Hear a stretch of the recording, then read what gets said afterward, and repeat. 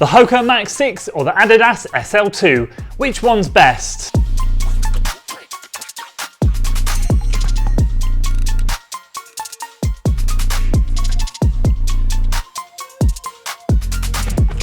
So after now having put a speed workout in the Adidas SL2, I'm ready to give you my thoughts on both of these shoes stacked up against each other. I'm going to give you some facts and figures, then we'll talk about the speed workouts themselves, which one I find more versatile and which one I find more comfortable. Really excited about this one, guys. Quick disclaimer, these are both pairs of shoes that I purchased with my own money. So without further ado, let's dive in and go through the stats and figures. So if you want to know full information on both these shoes, just head back onto the channel. I'll make sure I leave a link at the end of this video as well to both the full reviews if you want to know full details on them. I want to give you the details today that I feel are relevant to both these shoes in terms of comparing them. And we'll start with the midsole. It's a full length EVA midsole, supercritical EVA I should say. No plate in this shoe, which is a similarity for both of them. None of them use plates or rods. They are just pure midsole foam. 37mm of stack height in the heel, 32 in the forefoot, meaning we have a 5mm heel to toe drop. A very simplistic mesh upper, gusseted tongue on the narrower side, but not bothersome at all for me, someone with a wider foot. It still fits really well. I relaced it, or I opened up the laces at the base of the shoe, I should say, and that has never caused any issues. I have about 170 miles in this thing, and it is still going really strong. Something I want to make a note of very quickly is shoe widths, because that's quite important for me. So when we're talking about the widths, I'll put it on screen for you now.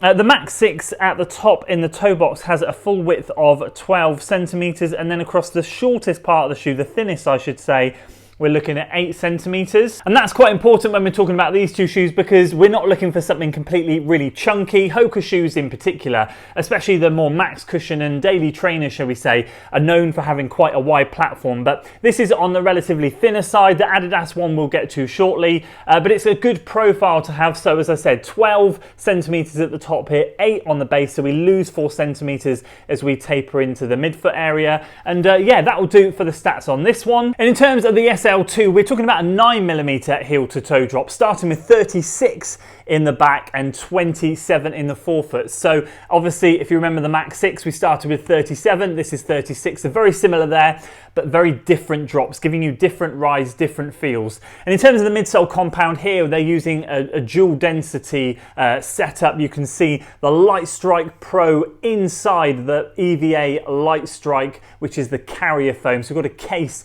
of Light Strike and then a Light Strike Pro insert that runs front to back. And again, I will reiterate, no plate or no rods in this shoe, which is absolutely fantastic. I am glad to find shoes that do not have inserts in the midsoles in terms of plates and rods. A mesh upper that runs all the way around the shoe, a tab on the tongue there to hold the laces in place because it is not a gusseted tongue, and it does really well. I'm yet to change the laces on the shoe. If you saw my first impressions, you'll know that they weren't the best, but we'll talk about more of that shortly. And then in terms of shoe widths, we're talking about 12.3 centimeters across the forefoot, so 3mm bigger than the Mach 6, but then it tapers down narrower to 7.8 centimeters, so 2mm less in the midfoot area. So a slightly wider forefoot area, a slightly thinner midfoot area, but to be honest with you, it really is marginal. We're talking very fine lines there. Both have a very, very similar width profile. So let's now go through the speed tests that I put both these shoes through. Now, I produced an extra channel video on this one,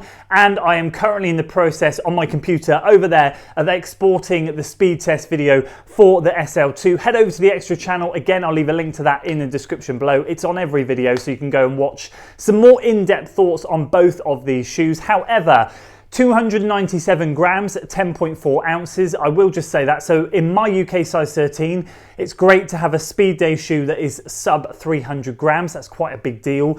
And there's 11 gram difference between these two shoes, this one being the lighter one. The speed test I did in this was an evening double threshold session, 25 by 400 meters off of 45 seconds easy jog, or 1 minute, I can't remember.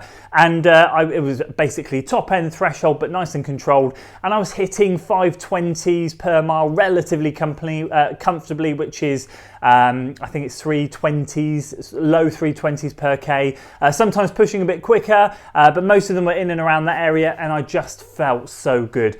The midsole is a real improvement from previous HOKA shoes. This shoe used to be dual density in the 4 and the 5. They've switched it up to a single foam now of this supercritical EVA. And I think it's a good step forward for HOKA. Obviously, HOKA are not the best known for durability. I've often found that shoes flatten out. And interestingly, the Mach 4, which is the last version of this shoe that I had, was the shoe that lasted the longest for me. I managed to get over 300 miles in that shoe. This one's around 170. I think I mentioned that already. And it's holding up really well so far. Just no signs at all of deterioration.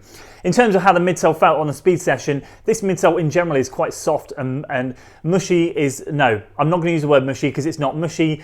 It's something I've described the Nike Invincible with, where you really sink in, it feels like marshmallows. This isn't quite at that level, but it is soft, very comfortable, and it gives me a good spring back when I'm doing these speed reps. I was really surprised. I was so hesitant on doing a speed workout in this shoe. I just didn't think it could do it, but it handled it so well. And it was at the time when I was comparing the Speed 4 to this shoe, and this thing came out on top over the Speed 4 for me. I've got to be honest with you, definitely a really good contender for Shoe of the Year. And in terms of the speed test on the Adidas SL2, 5 by 3 minutes off of a minute jog recovery, so 15 minutes worth of work. I'll just say actually, weight-wise, 308 grams, 10.8 ounces. So this is 11 grams heavier, but still that's still a really good weight in my size. Yes, it's the wrong side of 300 grams, but it still feels light, it still feels fast, which is good. So I am happy with that. And yeah, it's a taper week for me this week as I move into the Saucony London 10K. So I'm 5 days out, so it is only 15 minutes worth of work. However, those paces on this were really good, averaged 5:15 per mile. My reps ranged from 5:11 up to 5:21. It was a gentle up and a gentle down each way, so they alternated, but yeah, it was really good.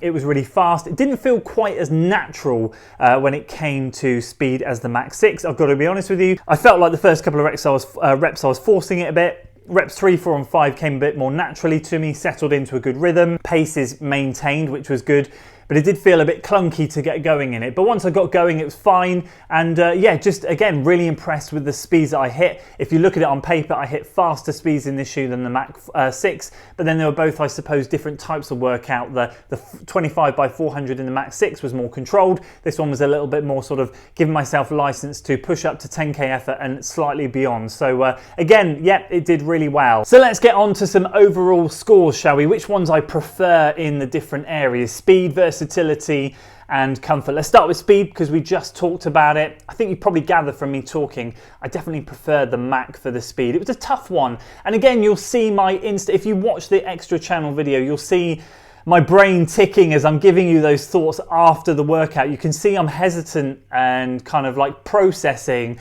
kind of finish the workout and go, yeah, do you know what? It was really good, but I'm not sure it was as good as a Mach 6. I remember coming off the Mach 6 workout, it was pouring down with rain. Conditions were against me. It was windy, it was nasty. But I just had one of those, like both of the workouts, I felt really good. So it's not as if I can say I was feeling good on one day and bad on the other. It's nothing like that. I just genuinely feel like the midsole in this is set up better for speed than this. I'm really surprised that I'm saying that. If I'm completely honest with you, I really am surprised. But I am going to say that I prefer the Mach 6 for the speed. In terms of versatility, nothing between them. They do the same job. They're both the same shoe in terms of what they can offer. Don't get me wrong, obviously limited testing in this so far. 2 runs, a long run, 90 minutes, around a moderate sort of effort, and then a speed workout. Obviously I've put 170 miles in this shoe, so you've got to take that with a pinch of salt. I've had this for a lot longer.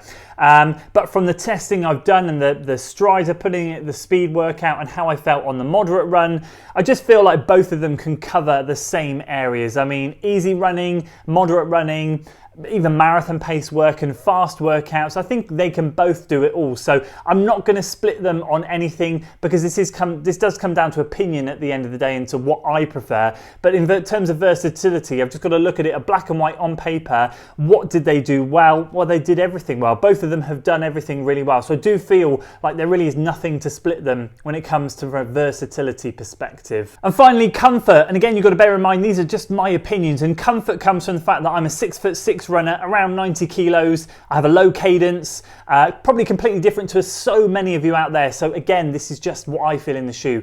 But I am again going to go with the Mach 6. I'm just having a few teething issues at the moment with the SL2. This is an absolute powerhouse of a shoe. In the first two runs, I'm blown away with how much I like it. And then that speaks volumes of how much I like this shoe as well. We're talking about shoes here that are like a 9 out of 10 and a 9.5 out of 10.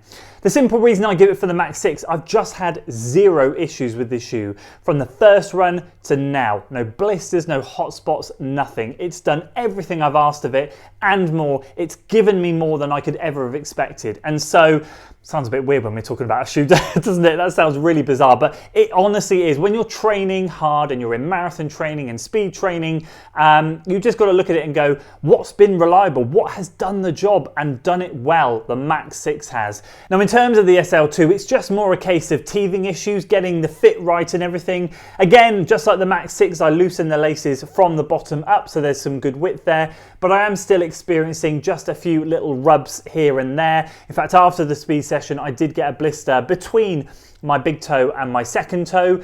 So again, it's just not quite fitting right, but the tweaks that I have made to this shoe have really helped. And if you saw my first impressions video, you know what I was talking about. My Adidas Pro 3 ended up cutting a hole in the end just so that my toe had a bit more room to move. I haven't taken drastic measures quite yet, but I have done 2 things. Number 1, I have removed the insoles. That has given the shoe the depth that I need in this shoe now in the toe box. I got no toe rubbing. Big thumbs up. I also stretched. It's a little bit warped on the end now. I don't know if you can see that. Well, you're probably not going to be able to see that very well.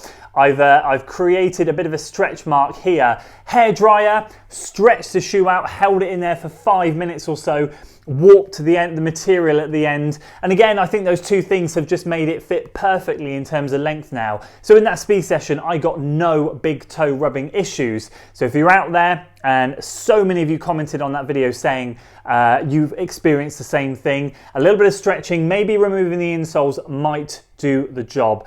But as I said, since then, after that speed workout, whether it's because I've removed the insoles or not, I don't know. But I now have that blister in between my big toe and my little toe. And so that's the only reason why I can mark it down. I mean, if I wasn't getting those issues, it would be a much closer call. And I probably would say to you guys, they're identical. But because of that, I'm just going to mark it as the Mach 6 there. Oh, and finally, grip. A few of you agree with me with grip. A few of you didn't agree with me with grip. I recorded a little section out on the video, on the workout last night. Let me play it just now. Yes, grip. Not the best in these things. I had a few people say last time that the grip, I'm not sure what I was complaining about the grip. Some people agreed, some people didn't. Honestly, did a session in these just now. There are points, if they felt all right, there are points where I just felt like I was wheel spinning a bit. Grip, honestly, is not that good. Now, I have put that in the extra channel video, but I just wanted to show it on here as well because I know this one will get more views, and ultimately I wanted to explain a little bit more. I do feel like I'm wheel spinning in this.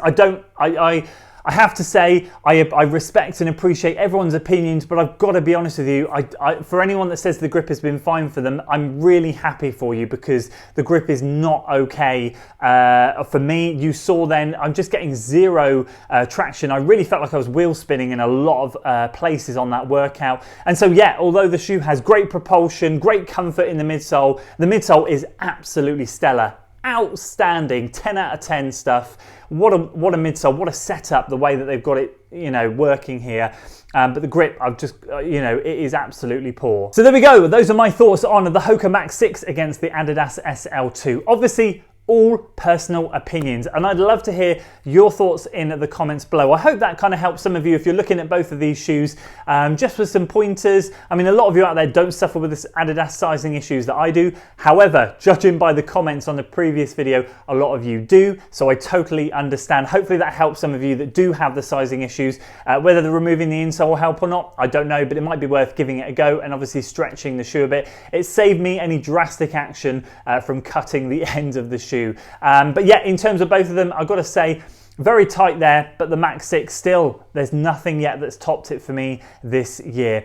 Again, I'd love to hear your thoughts down in the comments below. Have you got both these shoes? Have you got one of them? Have you got none of them? Are you looking to pick one of them up? It'd be great to hear your thoughts down there. And that's it from me today, guys. I hope you enjoyed this one. If you did, please do consider giving it a like, sharing it with your friends, and subscribe to the channel for weekly running content. I'll see you on the next one. Yes, grip.